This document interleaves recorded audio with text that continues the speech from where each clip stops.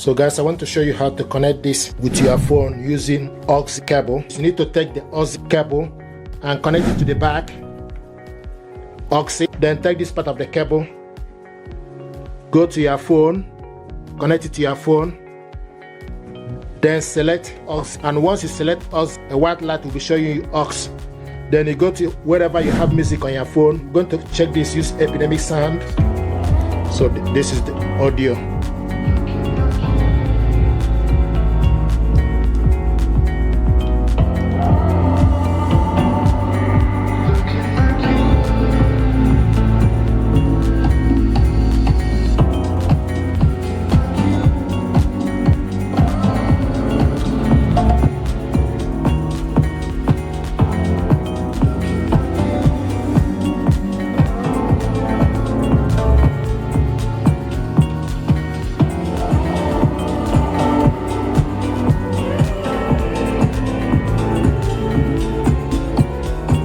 This speaker is powerful. Thank you.